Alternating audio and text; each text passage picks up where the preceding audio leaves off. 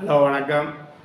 MKS அஸ்ட்ரோடியை பார்த்து கொண்டுள்ள ஜோதிடர்களுக்கும் ஜோதிட ஆராய்ச்சியாளர்களுக்கும் ஜோதிடம் கற்றுக்கொண்டுள்ள அனைத்து ஜோதிட சொந்தங்களுக்கும் சகோதர சகோதரிகளுக்கும் அனைவருக்கும் சேலத்திலிருந்து உங்கள் சுகர்நாடி ஜோதிட பேராசிரியர் இனிய புத்தாண்டு நல்வாழ்த்துக்கள். இந்த புத்தாண்டில் எல்லாம் ஜோதிடமிருந்து எல்லா தொழிலும் ரொம்ப சிறக்கட்டும்னு நம்மளுடைய மனமார்ந்த வாழ்த்துக்கள் அனைவருக்கும். புத்தாண்டுகள் ரொம்ப சிறப்பாக இருக்கிறது. இந்த வருஷம் புத்தாண்டு அற்புதமான புத்தாண்டை நாம் எதிர்கொள்ள வேண்டும். அனைவருக்கும் புத்தாண்டு நல்வாழ்த்துக்கள். சரி, இப்போ இந்த புத்தாண்டில் ஒரு எம்கேஎஸ் அஸ்ட்ரோடியில் ஒரு வீடியோ போடலாம்னு ஒரு மாதத்துலேருந்து ஜாதகம் பார்க்குறது, ஒரு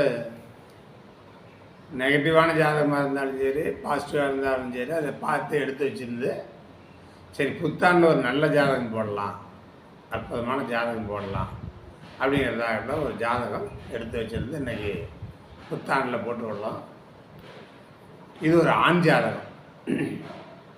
1/11/1982 11:56 PM சேலத்தில் தான் பிறந்திருக்கிறார். சேலம் தான் அவங்க. கடக லக்கணம். லக்கணத்துக்கு 4 குரு சுக்கிரன் சூரியன் புதன் சனி 5 பேர் இருக்கிறாங்க. கடக லக்கணம். லக்கணத்துக்கு 4 குரு சுக்கிரன் சூரியன் புதன் சனி 5 பேர் இருக்கிறாங்க. 6 கேது செவ்வாய், 10 சந்திரன், 11 மாந்தி, 12 ராகு. இது ராசி கட்டம். நவம்ச கட்டம் பார்த்திங்கன்னா துலா லக்கணம். லக்கணத்தில் சனி பகவான், 2 புதன், கும்பத்தில் ராகு சூரியன் சுக்கிரன், ரிஷபத்தில் குரு, மிதுனத்தில் செவ்வாய், கடகத்தில் மாந்தி, சிம்மத்தில் கேது, கன்னியில் சந்திரன். இது நவம்ச கட்டம். பிறந்த காலத்தில் கடக லக்கணம் மேசராசி பரணி நட்சத்திரம். பிறந்த காலத்தில் சுக்கிரன் திசை 12 வருஷம் 4 மாதம் 26 நாள். சூரியன் ஒரு 6, சந்திரன் 10, செவ்வாய் ஒரு 7. இப்போ ராகு திசையில் இந்த ஜாதகத்துக்கு புதன் புத்தி ஓடுது. ராகு திசையில் புதன் புத்தி ஓடுது. சரி, அவங்க 2 பேர் ஜாதகத்தை கொண்டாந்து கொடுத்துட்டு நம்ம முன்னாடி உட்காந்துக்கிறாங்க. எங்கள் ஜாதகத்தை பாருங்கள் அப்படின்னு கொண்டாந்து கொடுத்துருவாங்க. நாம் பார்த்து அந்த கணிதம் பார்த்து ஜாதகத்தை பார்த்து பலன் சொல்லணும். பொதுவாகவே ஒரு ஜாதகத்தில் திசாநாதன் புத்திநாதன் எந்த பாவத்தில் இருக்கிறாங்கன்னு பார்த்துக்கணும். அந்த பாவத்தை இயக்கும், வேறு ஒன்றும் இல்லைங்க. ஒரு திசாநாதன் ஒரு புத்திநாதன். திசாநாதன் எந்த பாவத்தில் இருக்குது, புத்திநாதன் எந்த பாவத்தில் இருக்குது. அப்போ நம்ம பார்த்தீங்கன்னா அது கரெக்டாக சொல்லலாம். ராகு 12 இருக்குது. எதோ இவருக்கு ஒரு பெரிய செலவு வைக்க போகுது அப்படிங்கிறத நம்ம ஒரு உள்வாங்கிக்கணும். சரி, அந்த செலவு எந்த ரூபத்தில் வரும் அப்படின்னு பார்த்தீங்கன்னா, புத்திநாதன் என்ன பண்ணுறாரோ, அவர் எந்த பாவத்தில் இருக்கிறாரோ அதை சார்ந்து அவங்களுக்கு செலவு வைக்கும். ராகு 12 ஒரு விரைய செலவு வருது.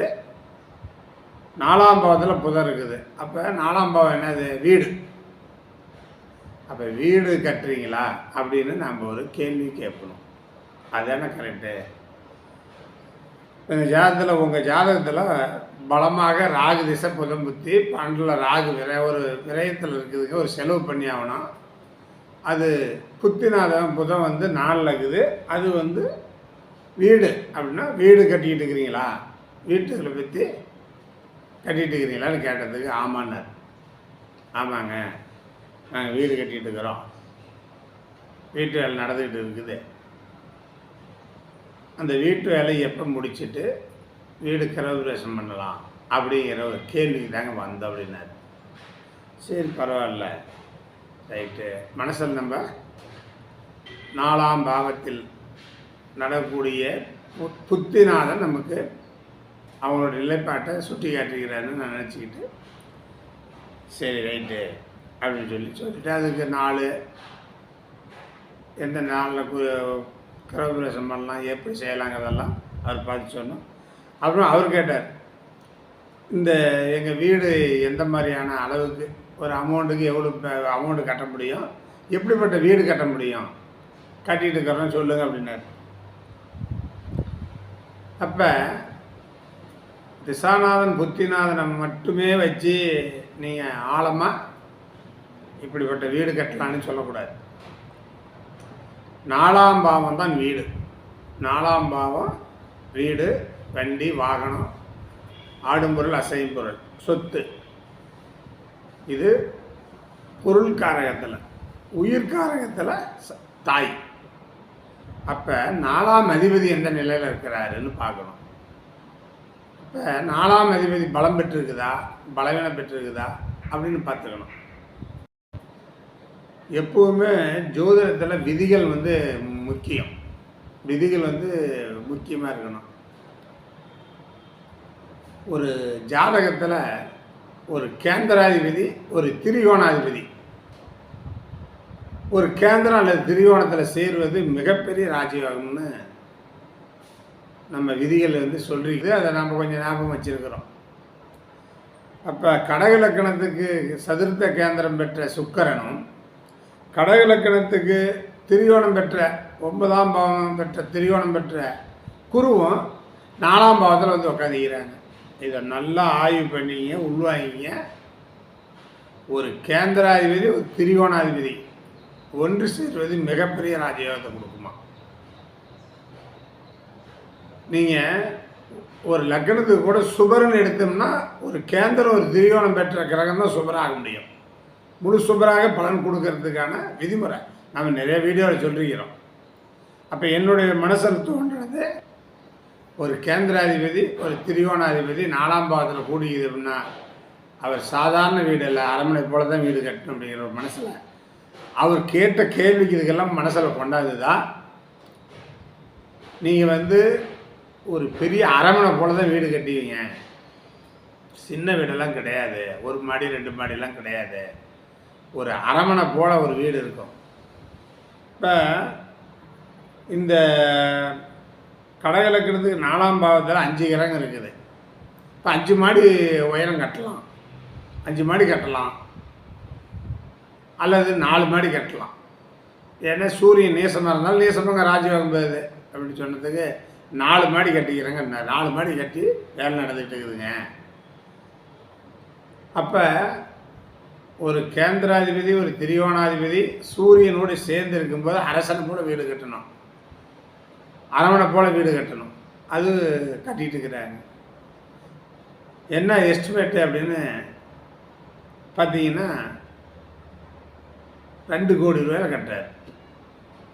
200 கோடியில் கட்டுறான், 1000 கோடியில் கட்டுறான். அதெல்லாம் அம்பானி அதானி அது வேறு விட்டு. ஒரு கிராமங்களில் 2 கோடி ரூபா போட்டு வீடு கட்டணும்னா அந்த ஆள் சாதாரண ஆளா? இதுதான் பேசிக்கணும். 2 கோடி ரூபாயில் வீடு கட்டுறது ஒரு பெருசான்னு சொல்லக்கூடாது.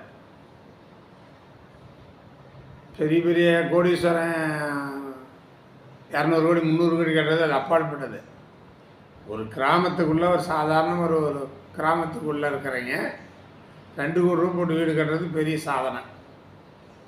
அப்போ இந்த ஜாதகன் ஒரு 2 கோடிக்கு மேலேயே இருக்கும் போட்டு வீடு கட்டுறார். இன்னொன்று சொல்ல போனீங்கன்னா இந்த ஜாதகன் பிறக்கிற காலத்தில் ரொம்ப ஏழ்மையில் பிறந்தவர்கள் தான். ரொம்ப கஷ்டத்தில் பிறந்தீங்க, ஏழ்மையில் பிறந்தீங்க. இந்த ஜாதகம் பிறகு தான் படிப்படியாக வளர்ச்சி அடைஞ்சு இந்த ஜாதகம் சம்பாதிச்சு தான் இந்த 2 கோடி ரூபா போட்டு வீடு கட்டுற பணமும். அது மட்டும் இல்லாமல் 4ஆம் பாவங்கிறது பொருள்காரகம்.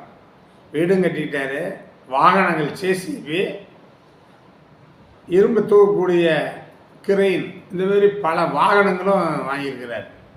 ஆனால் இந்த ஜாதகம் சம்பாதிச்சு தான். வயசு என்ன? இந்த ஜாதகனுக்கு 43 தான்.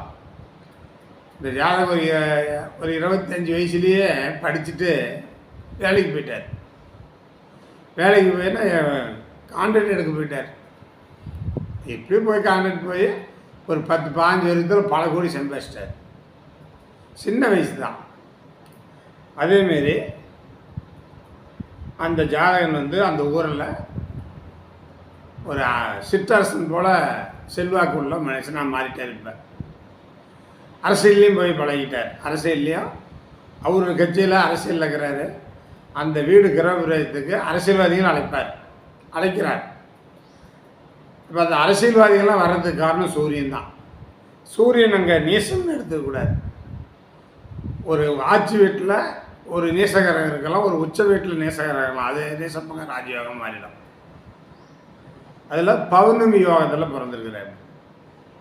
மெயினாக சூரிய நீசம் நம்ம எடுத்துக்கூடாது. பௌர்ணமி யோகம், நீசபங்க ராஜயோகம். அப்போ இந்த ஜாதகம் வந்து பிரபலமான ஒரு யோகமான ஜாதகம் அப்படின்னு பார்த்து நம்ம அந்த ஜாதகத்தை சொல்லி அவங்களுடைய அந்த வீடு கிரகத்துக்கு அதை சொல்லி அனுப்பிடுறோம். அப்போ ஒரு சின்ன வயசுலேயே பல கோடி சம்பாரித்து ஒரு யோகத்தை கொடுக்கக்கூடிய கிரகம் எது அப்படின்னு பார்த்தீங்கன்னா, ஒரு கேந்திரம் ஒரு திருட்டு, அது 4வது கேந்திரத்தில் இருந்தாலும் சரி, 10வது கேந்திரத்தில் இருந்தாலும் சரி, அல்லது 5வது வீட்டில் இருந்தாலும் சரி, 9வது வீட்டில் இருந்தாலும் இந்தமாதிரி ராஜயோகத்தை கொடுக்கும். இப்போ கடக லக்கணத்துக்கு சுக்கிரனும் குருவும் சேர்ந்து கேந்திர திரிகோணத்தில் இருக்கிறது ராஜயோகத்தை கொடுக்கும். அப்போ இந்த ஜாதகத்துக்கு 4ஆம் பாவத்தில் கிரகங்கள் வலிமையாக இருந்தால் இந்த 4ஆம் பாவத்தில் இருக்கிற கிரகம் 10ஆம் பாவத்தை பார்க்கும். இப்போ 10ஆம் பாவம் தொழில் பலமாக இருக்கும். அப்போ இந்த ஜாதகனுக்கு கடக லக்கணக்காரங்களுக்கு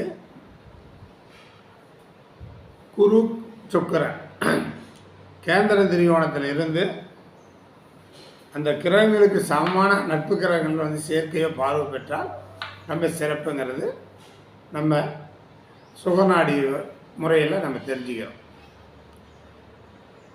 அடுத்தது பொதுவாக எங்கள் சுகநாடி முறையில் செவ்வாய் கேது சேர்ந்துருந்தால் அவர்களுக்கு சொத்து சேர்னு ஒரு விதி இருக்குது. செவ்வாயும் கேதும் ஒரு ஜாதகத்தில் சேர்ந்திருந்தால் அவங்களுக்கு சொத்து சேரும் அப்படிங்கிற ஒரு விதி இருக்குது. செவ்வாயும் கேதும் பகான நட்சத்திரத்தில் இருக்கக்கூடாது. இதில் பாருங்கள், செவ்வாய் வந்து கேது காலில் இருக்குது, கேது வந்து சுக்கிரங்காலில் இருக்குது. இப்போ இது ரெண்டு கடுமையான பகரகம் அல்ல. அதனால் செவ்வாய் கேது சேர்ந்துருந்தால் ஒருவனுக்கு சொத்து சேரும். சரிங்க, எனக்கு செவ்வாய் கேது சேர்ந்துருக்குது, என் சொத்து சேரலை அப்படின்னு கமெண்ட்ஸ்லேயும் போடுவீங்க, நேரில் ஃபோன் பண்ணி கூட சொல்லலாம்னு கேட்பீங்க. அந்த செவ்வாய் கேது சேர்ந்துருக்குதுன்னா உங்களுக்கு 3, 6, 10, 11 இந்த ஸ்தானங்கள் இருந்தால் மட்டும்தான் பலன் சேரும். 3, 6, 10, 11 செவ்வாய் கேது யாருக்கு சேர்ந்துருந்தாலும் அந்த ஜாதகனுக்கு சொத்துக்கள் நிறைய சேரும். கேந்திரம் திரிகோணத்தில் இருந்தாலும் இந்த செவ்வாய் கேது பலன் கொடுக்காது. நிறைய பேர்த்துக்கு செவ்வாய் கேது கேந்திரம் திரிகோணத்தில் இருக்குது, எங்களுக்கு சொத்து சேரலன்னு கேட்கக்கூடாது. 3, 6, 10, 11 கேதும் செவ்வாயும் சேர்ந்திருந்தால் அவர்களுக்கு சொத்து சேரும். இப்போ இந்த ஜாதகத்தில் 6 கேது செவ்வாய் சேர்ந்துருக்குது, இள வயசுலேயே பல கோடிக்கு நிறைய சொத்துக்கள் சம்பாதிச்சிட்டாங்க. நல்ல ஜாதகம் இந்த ஜாதகம். அப்போ இந்த மாதிரி உங்களுக்கு வந்து விதிகளை யோகங்கள் என்னென்ன இருக்குது அப்படின்னு நம்ம கண்டறியணும். அப்போ இந்த ஜாதகத்தில் செவ்வாய் கேது சேர்ந்தது சொத்து சேரும். ஒரு கேந்திராதிபதி திரிகோணாதிபதி சேர்ந்து கேந்திரத்தில் இருக்கிறதுனால தொழில் மூலம் வருமானத்தை அதிகப்படுத்தக்கூடிய யோகம் உண்டு. சந்திரனும் சூரியனும் கடக லக்கணத்துக்கு நேர் பார்த்துக்கிறது சிறப்பு ராஜயோகம். கடக லக்கணத்துக்கு சந்திரனும் சூரியனும் நேர் பார்த்தாலும் இல்லை ஒரே வீட்டில் இருந்தாலும், ஒரு சூரிய சந்திரன் ஒரு வீட்டில் இருக்குது, ஒரு வீட்டில் ஆட்சியாக இருக்கணும் ஒரு கிரகம், அல்லது உச்சமாக இருக்கணும். இப்போ முன்னாள் முதலமைச்சர் கலைஞருக்கு நம்ம அரசியல் பேசவில்லை, யாரையும் ஆதரித்து பேசலை. முன்னாள் முதலமைச்சர் கலைஞருக்கு வந்து கடக லக்கணம், சூரியனும் சந்திரனும் 11 சந்திரன் உச்சம், நல்ல யோகம். இப்போ இந்த ஜாதகத்தில் சூரியனும் சந்திரனும் பௌர்ணமி யோகம். அப்போ இந்த ஜாதகனுக்கு அந்த யோகமும் இருக்குது. அப்போ இந்தமாரி ஒரு ஜாதகத்தில் பல யோகங்கள் இருப்பது ரொம்ப சிறப்பு. அடுத்த லக்கணத்துக்கு 12ல் ராகு போயிட்டார். ராகு இது 6 8 12ல் இருக்கிறது சிறப்பு இல்லை, 6ல் இருக்கிறது சிறப்பு. 12ல் போய் இருந்தது எப்படி நல்லது யோகத்தை கொடுக்குமா ராகு திசையில் அப்படின்னு கேள்வி வரக்கூடாது. எப்படின்னு கேட்டிங்கன்னா, ராகு வீடு கொடுத்த கிரகமும் ராகு கால் கொடுத்த கிரகமும் பலம் பெற்றால் அது ராகு இது எங்கே இருந்தாலும் பல வேலை செய்யும். இப்போ ராகு வீடு கொடுத்த கிரகம் புதன். அந்த புதன் போய் யாரோட இருக்கிறாரு? கேந்திரன் திரிகோணாதிபதி பெற்ற ராஜயோகத்தை படைப்பு பெற்ற அந்த கிரகங்களோடு சேர்ந்துட்டார். அப்போ ராகு வீடு கொடுத்த கிரகம் பலமாக இருக்குதுன்னு அர்த்தம்.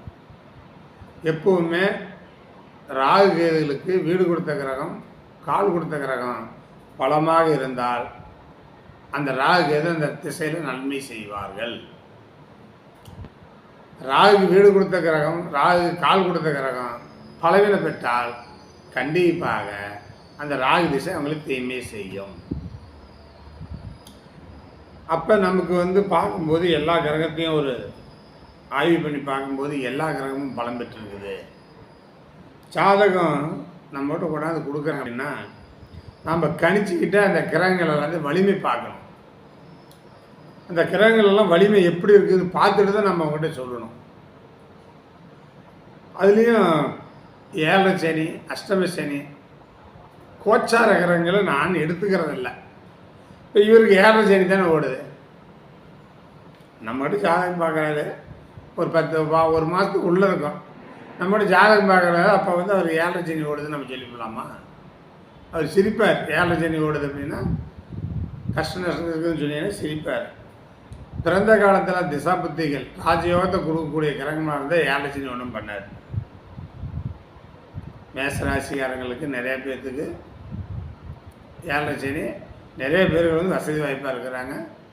நல்லா அவங்களுடைய தொழில் மேன்மையெல்லாம் நல்லா இருக்குது. நான் நிறைய பேர்த்து பார்த்துருக்குறேன். அப்போ இந்தமாரி விதிகள் வேணும். ஒரு ஜாதகத்தை ஆய்வு பண்ணும்போது இப்போ இந்த ஜாதகத்தில் பாருங்கள் எந்த கிரகமே பலனை இழக்கவில்லை. ஒரு ஜாதகத்தில் கிரகங்கள் பலம் பெற்று இருக்க வேண்டும். இப்போ நிறைய ஜோதிடர்கள் யூடியூப்லேயும் பார்க்கலாம், நேட்டையும் பார்க்குறோம். ஜோதிடம் ஒரு பெருங்கடல், அதில் மூலிகை முத்து எடுக்கிறது ரொம்ப கடினங்கிறாங்க. அவங்களுக்கு கடினமாக இருக்கலாம் கூட. எங்கள் சுகர் நாடியில் ஒரு கிரகத்தை எடுத்துக்கிட்டால் அந்த கிரகம் பலமாக பலவீனமாக விதிகள் அர்த்தவங்க, வேற எல்லாம் எதுவுமே கிடையாது. ஒரு ஜாதகத்தை அப்படி பார்க்குறோம். இந்த ஜாதகத்தை பார்க்கும்போது 9 கோள்கள் பலம் பெற்றிருக்குதா பலவீனம் பெற்றிருக்குதா? சரி, எந்த பாவத்தில் பலம் பெற்றிருக்குது எந்த பாவத்தில் பலவீனம் பெற்றிருக்குது முடிஞ்சு போச்சு. இப்படித்தாங்க ஜோசியம். அது என்ன பெரிய கடல் முத்து எடுக்கிறது மூலிகை எடுக்கிறது அதெல்லாம் நீங்கள் எடுத்துக்கங்க. ஒரு ஜாதகம் கொடுத்தாங்கன்னா நம்ம கணிதம் போடும்போதே பார்த்துக்கணும். 7ஆம் பாவம் பலம் பெற்றிருக்குதா? இப்போ இந்த ஜாதகத்தில் பாருங்கள், கடக லக்கணத்துக்கு 7ஆம் பாவம் சனி பகவான் உச்சம். சனி சித்திரை 3ஆம் பாதம் வர்க்கோத்தம் வேற. ஒரு கிரகம் வர்க்கோத்தம் பெற்றுவிட்டால் அந்த கிரகத்துக்கு வலிமை கூடுதல். ஏதாச்சும் ஒரு நாளைக்கு அந்த கிரகம் வேலை செய்யும். லக்னாதிபதி வர்க்கோத்தம் பெற்றுவிட்டால் அந்த ஜாதகம் ஏதாச்சும் ஒரு நாளைக்கு செவிச்சிருவார். லக்னம் வர்க்கோத்தம் பெற்று விட்டாலும் ஒரு நாளைக்கு ஜெயிச்சிடுவான். என்னைக்கா இருந்தாலும் ஒரு நாளைக்கு அந்த ஜாதகம் ஜெயிச்சிருவான். அப்போ வர்க்கோத்தம் பெற்ற கிரகங்களுக்கு அவங்க வாழ்க்கையில் ஒரு முறையாச்சும் வெற்றி பெறணும், வெற்றி ஜெயிச்சிருவோன்னு அர்த்தம். சரி, எப்படி ஜெயிச்சிருவாங்க அப்படின்னு பார்த்தீங்கன்னா, எல்லா மனிதர்கள் உலகத்தில் 800 கோடிக்கு மேலே மக்கள் தொகை போயிடுச்சு. தமிழ்நாட்டில் 8 கோடிக்கு மேலே போயிடுச்சு. ஊர் உலகம் நாட்டை பார்க்க வேண்டாம், எங்கள் ஊரில் எடுத்துக்கலாம். எங்கள் ஊரில் 15,000 ஓட்டு இருக்குது. 15,000 ஓட்டு போடக்கூடிய மக்கள் 15,000 பேர் இருக்கிறாங்க. எங்கள் ஊரில் என் வயசில் இருக்கிறவங்க இருக்கிறாங்க, என்னோட 10 வயசில் இருக்கிறவங்களும் இருக்கிறாங்க, 10 வயசு கீழே இருக்கிறவங்களும் இருக்கிறாங்க. நான் இவங்க அத்தனை பேர்த்தையும் ஆய்வு பண்ணேன். யாரெல்லாம் பிறந்து வளர்ச்சி அடைஞ்சிருக்கிறாங்க, யாரெல்லாம் பிறந்த மாரி இருக்கிறாங்கன்னு பார்த்தீங்கன்னா 50% 60% மேலே எப்படி பிறந்தாங்களோ அப்படியே வாழ்க்கை நடத்திட்டு இருக்கிறோம். அப்பா அம்மா விவசாயம் பண்ணியிருப்பாங்க, இல்லை அப்பா அம்மா ஒரு தொழில் செஞ்சுருப்பாங்க. அவங்க பின்னாடி அவங்க மரவலை வாழ்க்கை பண்ணி கல்யாணம் பண்ணி தொழில் பண்ணிக்கிட்டே இருப்பாங்க. அப்பா அம்மா இறந்த வேண்டி அவன் என்ன பண்ணுறான்னா, ஒரு ஆதரவு இல்லாமல் போகிறதுனால அவன் இருக்கிற நிலைப்பாட்டிலேருந்து கீழே சரிஞ்சிடறான். அப்பா அம்மா இருக்கிற வரைக்கும் ஊர் உலகத்தில் அவனுக்கு ஒரு பேர் புகழ் ஒரு வருமானம் ஏதோ ஒரு சொல்லி கொடுத்து செஞ்சுட்டு இருக்கிறான். ஆனால் அப்பா அம்மா பின்னாடி அவன் மேலே அப்பா அம்மா இருக்கும்போது வாழ்க்கையை வாழ்ந்ததை விட மேலே சிறப்பாக வந்திருக்கிறானா அப்படின்ட்டு இல்லை. நான் நிறைய பேர் பார்த்துருக்கிறேன். காரணம் கிரகங்கள் வலிமை இல்லாததுனால தான். லக்னம் வலிமையாக பெறணும், லக்னாதிபதி வலிமையாக பெறணும், சந்திரன் வலிமை பெறணும், 10ஆம் பாவம் வலிமை பெறணும். தாய் தந்தை இருந்தாலும் சரி, அண்ணன் தம்பி இருந்தாலும் அந்த ஜாதகம் அப்பா இருக்கும்போது நல்லா இருப்பான். அப்பா அம்மாவுக்கு பின்னாடி அந்த ஊர்லேயே வருமானம் அதிகம் பண்ணி நிறைய சம்பாதிச்சு இருந்தாலும் தாய் தந்தையை மீறி வளர்ச்சி அடைகிறான். அப்பா அம்மா அவங்க சாதாரண நிலையில் தான் இருந்தாங்க. இவன் பிறந்து இவன் வளர்ந்து அப்பா அம்மாவோட பல மடங்கு சாதம் சம்பாதிச்சுக்கிறார். இப்போ காரணம் லக்னம் பலம் பெற்றுச்சு. லக்னம் பார்த்தீங்கன்னா பூசம் 3ஆம் பாதத்தில் இருக்குது. அப்போ அந்த பூசத்துக்கு அதிபதி சனி உச்சம் பெற்றுருச்சு. அந்த சனி உச்ச வர்க்கோத்தம் பெற்றுச்சு. இப்போ ஜாதகம் வலிமையாக வந்துட்டாரா. அதேமாரி பாருங்கள், லக்னம் நின்ற நட்சத்திராதி உச்சம், ராசி நின்ற நட்சத்திராதி ஆட்சி, லக்னாதிபதி நின்ற நட்சத்திராதி பலம். அப்போ அந்த ஜாதகம் வெற்றி அடைஞ்சுவான். தாய் தந்தை இருந்தாலும் சரி, தாய் தந்தை ஏழ்மையான நிலையில் இருந்தாலும் சரி, தாய் தந்தை வசதி வாய்ப்பில் இருந்தாலும் ஜாதகம் பலம் பெறுவாங்க. எப்பவுமே எங்கள் சுகர் நாடியில் லக்னம் நின்ற நட்சத்திராதி பலம் பெறணும், ராசி நின்ற நட்சத்திராதி பலம் பெறணும், லக்னாதிபதி நின்ற நட்சத்திராதி பலம் பெற்றால் அவன் வாழ்க்கையில் வெற்றி பெற்று விடுவான். வயசு 43, 25 வயசில் படிச்சுட்டு ஏதோ ஒரு கான்ட்ராக்ட் வேலைக்கு போய் கான்ட்ராக்ட் பெரிய கான்ட்ராக்ட் பண்ணுறாரு. 20 கோடி 30 கோடி 40 கோடி 50 கோடி கவர்மெண்ட்டில் இவர் தான் பெரிய கான்ட்ராக்ட் இன்னைக்கு. அப்போ ஜாதகன் பலம் பெறுறார். நான் சொன்னேன் இல்லைங்களா, லக்னம் வளம் பெற்றாலும் லக்னாதிபதி பலம் பெற்றாலும் சந்திரன் ராசியாதிபதி பலம் பெற்றாலும் 10ஆம் அதிபதி பலம் பெற்றாலும் என்னைக்காச்சும் ஒரு நாளைக்கு ஜெயிச்சிருவான்னு. அப்போ நாம் பலம் பெற்றிருந்தால் தான் நாம் வளர்ச்சி அடைய முடியும். லக்னம் ராசி லக்னாதிபதி நின்ற நட்சத்திராதிபதி பலவீனம் பெற்றிருந்தால், தாய் தந்தை பூர்வீக சொத்து இருந்தால் அதை வச்சு வாழ்வான், அதையும் கூட விற்றுருவான். லக்னம் பலம் பெறாமல் ராசி பலம் பெறாமல் ஆளுமை திறமை பெற முடியாது. அவன் ஒரு வாழ்க்கையில் வெற்றி பெற முடியாது. ஒரு ஜாதகத்தை ஆய்வு பண்ணி வச்சுக்கணும். இனிமேல் இந்த 3ம் பலவீனம் பெற்று விட்டால் அவன் அப்பா அம்மா அவன் சொத்து பத்து வசதி வாய்ப்புகள் இருந்தால் அதெல்லாம் இருந்துக்கிட்டு பிழைப்பான். அவங்க பின்னாடி இது விடும்போது பார்த்தீங்கன்னா இவன் தனியாக இருக்கும்போது அது ஆளுமை திறமைப்படாத அந்த சொத்தை கூட இழந்துருவான். இதுதான் எங்கள் சுகர் நாடியில் நான் தேர்ந்தெடுக்கப்பட்ட விதிமுறைகள். ஜோதிடம் என்பது ஒரு பெருங்கடல், அதில் மூழ்கி முத்தெடுக்கிறதெல்லாம் பெரிய கடினம்னு சொல்லிட்டு இருக்கலாம் எல்லா ஜோசியக்காரரும் கூட. அது அப்படியே கூட இருக்கலாம், அதை பற்றி கவலையே இல்லை. எங்கள் சுகர் நாடி முறையில் ஜாதகன் பலம் பெற்று விட்டால் ஆளுமைத்திறன் பெற்று விட்டாலும் பொழைச்சிக்குவாங்க எப்படியாச்சும் ஒன்று. இப்போ இந்த ஜாதகத்தில் பார்த்தீங்கன்னா லக்னமும் பலம் பெற்றிருக்குது, ராசி பலம் பெற்றிருக்குது, லக்னாதிபதி பலம் பெற்றிருக்குது, 7ஆம் அதிபதியும் பலம் பெற்றிருக்குது. 7ஆம் அதிபதி மனைவி. அப்போ இவருக்கு மனைவி வசதி வாய்ப்போட இடத்துல பொண்ணு பண்ணி மனைவிக்கும் ஒரு செல்வாக்கு இருக்குது. அப்போ தாய் ஸ்தானம் 4ஆம் பாவத்தில், அம்மானா உயிர். அம்மாளுடைய இந்த ஜாதகத்துக்கு அம்மாளுடைய திறமை, அம்மாளுடைய சப்போர்ட்டும் உண்டு, அப்பனுடைய சப்போர்ட்டும் உண்டு. அவங்க கஷ்டப்பட்டு வாழ்க்கையில் கஷ்டமாக இருந்தால் கூட பையன் மேலே படிக்க வச்சு, சின்ன வயசில் படிக்க வச்சு இன்னதை படிக்க வைக்கணும், என்னதை கொண்டு போய் லைன் விடணும்னு ஒரு நேட் புக் தெரிஞ்சுக்கிட்டாங்கல்ல. வசதி வாய்ப்பு அப்பாற்பட்டது. ஏழைப்பாளையான வீட்டில் குழந்தை படித்தது தான் ஐஏஎஸ் ஐபிஎஸ் பெரிய பெரிய உத்தியோகத்தில் இருக்கிறாங்க. வசதியான வீட்டில் படித்தீங்கன்னா கூட அந்த பெரிய உத்தியோகத்துக்கு போகல. அப்போ ஜாதகம் பலமாக இருக்கணும், லக்கணம் பலமாக இருக்கணும், 4ஆம் இடம் பலமாக இருக்கணும், 9ஆம் இடம் பலமாக இருக்கணும். அப்போ தாய் தந்தையுடைய வழிகாட்டு முறை நல்லா இருக்கும். இப்போ இந்த ஜாதகத்தில் தாய் ஸ்தானம் நல்லா இருக்குது, 9ஆம் இடம் பிதாஸ்தானம் நல்லா இருக்குது, சூரியன் நல்லா இருக்கிறார், சந்திரன் நல்லா இருக்கிறார். இப்போ தாய் தந்தை வழிகாட்டலை 25 வயசு வரைக்கும் படிக்க வச்சாங்கல்ல. அவர் எம்பிஏ படித்தாங்க அந்த காலத்துலேயே. அவர் படித்தது 25 வருஷத்துக்கு முன்னாடி எம்பிஏ படிச்சுக்கிறார். அப்போ படித்து இந்த மாதிரியான ஒரு யோகத்துக்கு போய் தன்னுடைய முயற்சியால் மேலே வந்துருக்கிறார். இப்போ எல்லா கிரகமும் நல்லா இருக்குன்னு அர்த்தம். மனைவி நல்லா இருக்கிறார். 5ஆம் அதிபதி செவ்வாய் தான். 2 ஆண் குழந்தைங்களான்னு கேட்டேன். ஆமான்னார். 5ஆம் அதிபதி ஆண் ராசியில் இருக்குது. 5ஆம் அதிபதிக்கு வீடு கொடுத்த கிரகம் ஆண் ராசியில் இருக்குது. இல்லை, இவருக்கு நிறைய ஆண் குழந்தைங்க பெற்றுக்கலாம். ஆனால் இந்த காலத்தில் 2 தான் பெற்றுக்கிட்டாங்க. நான் ஒரு யூடியூப் சேனல் பார்த்தேன். ஒரு நண்பர் சொன்னார், 5ஆம் அதிபதி 5ஆம் பாவத்தையும் பார்க்க தேவையில்ல, குருவையும் பார்க்க தேவையில்ல, 8ஆம் பாவம் நல்லா இருந்தால் குழந்தை பெற்றுக்கலாங்கிறார். இந்த விதியெல்லாம் கொண்டு போய் இந்த விதி எங்கே சேர்த்துறது? 5ஆம் பாவமும் குருவும் பார்க்க தேவையில்லை, 8ஆம் பாவம் நல்லா இருந்தால் குழந்தை பெற்றுக்கலாங்கிறாரு. யூடியூப்பில் பார்த்தேன். நம்மளாம் அதெல்லாம் காதையும் கண்ணியும் இறுக்கி மூடிக்கணும் இல்லை. இன்னொரு நண்பர் சொல்கிறார், 7ஆம் பாவத்தை பார்க்க தேவையில்ல, சுக்கரனை பார்க்க தேவையில்ல,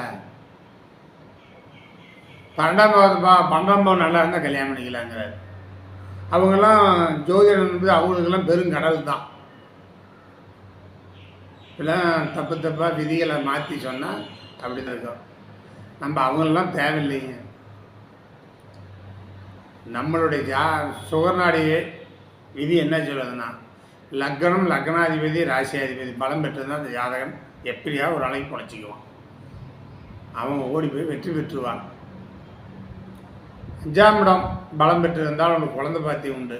7ஆம் பாவம் பலம் பெற்றிருந்தால் திருமணம் உண்டு. 2ஆம் பாவம் பலம் பெற்றிருந்தால் குடும்பம் அபிவிருத்தி நல்லா இருக்கும். ஒரு ஜாதகம் ஆண் ஜாதகமா 2, 5 பலம் பெற்றிருந்தால் நல்லா இருக்கும். அல்லது 3ஆம் பாவம் பலம் பெற்றிருக்கணும். நம்ம சுகர்நாடியில் நிறைய விதி இருக்குது. லக்னம் பலம் பெற்றிருக்கணும், 2 பலம் பெற்றிருக்கணும், 3 பலம் பெற்றிருக்கணும், 5 பலம் பெற்றிருக்கணும். குடும்ப அபிவிருத்திக்கு எல்லா பாவம் பலம் பெற்றிருந்தால் எல்லா பாவமும் சிறப்பாக இருக்கும். ஆனால் இந்த ஜாதகத்தில் எல்லா பாவமும் பலம் பெற்றிருக்குது, 9 கோள் பலம் பெற்றிருக்குது. அப்போ இது ஒரு சிறந்த ஜாதகம், வளர்ச்சியான ஜாதகம். இப்போ எம்கேஎஸ் அஸ்ட்ரோ டிவியில் ஜோதிடம் கற்றுக்கிறவங்களுக்கும், ஜோதிடம் சொல்கிறவங்களுக்கும், ஜோதிட ஆராய்ச்சியாளர்களுக்கும் ஒரு அற்புதமான வீடியோ விதிமுறை புத்தாண்டு அன்னைக்கு உங்களுக்கு இப்படி வழங்கலாம்னு தான் இந்த சாதகத்தை சிறப்பாக எடுத்து வச்சு இந்த நல்ல ஒரு ஜாதகம் அமைப்பு போட்டு புத்தாண்டில் எல்லாத்துக்கும் ஒரு நல்ல விதிகளை கொடுத்துடணும். ஜோதிட விதிகள் இப்படி தான் இருக்கும். சுகர்நாடி விதினா ஒரு பலமாக இருக்குன்னு சொல்லி தான் உங்களுக்கெல்லாம் கொடுத்துருக்குறேன். நல்லா எம்கேஎஸ் அஸ்ட்ரோ டிவியை பாருங்கள், சப்ஸ்கிரைப் பண்ணுங்கள், ஷேர் பண்ணுங்கள், லைக் பண்ணுங்கள். இந்த வருஷம் புத்தாண்டை புத்தாண்டெல்லாம் சிறப்பாக மகிழ்ச்சியோடு புத்தாண்டை கொண்டாடுங்க என்று சொல்லி எம்கேஎஸ் அஸ்ட்ரோ டிவியில் பார்க்குறவங்க அனைவருக்கும் புத்தாண்டு வாழ்த்துக்கள் சொல்லி நன்றி கூறி விடைபெறுகிறேன். நன்றி, வணக்கம்.